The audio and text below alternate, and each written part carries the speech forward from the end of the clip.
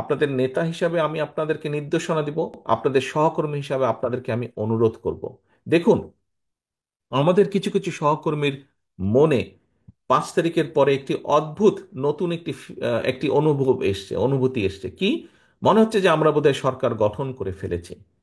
প্রিয় সহকর্মীবৃন্দ, আমরা সরকার গঠন করিনি। আমরা এখনো বিরোধী দলই আছে, বিরোধী দলেই আমরা অবস্থান করছি, বা আমরা অন্তত যাই হোক সরকারি দলে আমরা নেই বা সরকারে আমরা নেই। আমাদের সেই সকল যে সকল সহকর্মী এরকম ভুল উপলব্ধি করছেন, তাদের বিভিন্ন আচরণের জন্য বিভিন্নভাবে বিভিন্ন জায়গায় দল ক্ষতিগ্রস্ত হচ্ছে, দলের ইমেজ ক্ষতিগ্রস্ত হচ্ছে। প্রিয় সহকর্মীবৃন্দ, এর ভিতরে চট্টগ্রামেও কিছু কিছু ঘটনা ঘটেছে। আমি কঠোরভাবে আপনাদেরকে আজকে আপনাদের নেতা হিসেবে নির্দেশনা দিতে চাই, আপনাদের সহকর্মী হিসেবে আপনাদের কাছে বিনীত অনুরোধ করে বলতে চাই।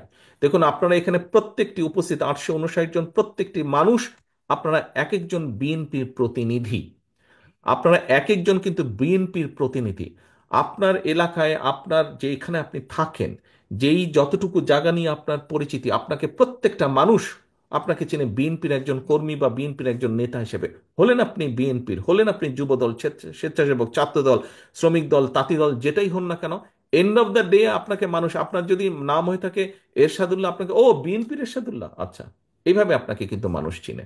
ও নাজিম, ও বিএনপির নাজিম, আচ্ছা, এইভাবে কিন্তু মানুষ আপনাকে চেনে। অর্থাৎ আপনি পরিচিত বিএনপির প্রতিনিধি হিসাবে। প্রিয় সহকর্মীবৃন্দ, আপনি যখন আপনার নিকট আত্মীয় স্বজনের বাসায় যান, আপনি নিশ্চয়ই আপনার চলাফেরা, কথাবার্তা, উঠা বসাতে এমন কিছুর পরিচয় দেন যাতে সেই আত্মীয়র মনে আপনার সম্পর্কে কোনো নেগেটিভ ধারণা না হয়। এটি নর্মালি আমরা করি, করি না? এটি নেগেটিভ ধারণা না হয়। সহকর্মীবৃন্দ, আপনি যখন এলাকায় পরিচিত বিএনপির প্রতিনিধি হিসাবে, কেন আপনি এমন কিছু করবেন? আপনার যেই কথা, আপনার যেই বিহেভিয়ার, আপনার যেই কাজের দ্বারা দলের ইমেজ, দল ক্ষতিগ্রস্ত হবে, কেন আপনি এটা করবেন? আপনার এলাকার মানুষ তো আপনারই স্বজন, আপনারই তো আপনজন।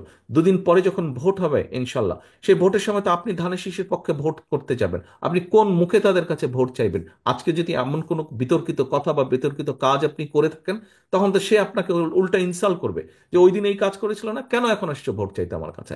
এই কথা আপনাকে শুনতে হবে। আমাদের পক্ষে সম্ভব না। আমরা বিশ্বাস করি না দামি নির্বাচনে, আমরা বিশ্বাস করি না নিশিরাতের নির্বাচনে, আমরা বিশ্বাস করি না ব্যালট চুরির নির্বাচনে।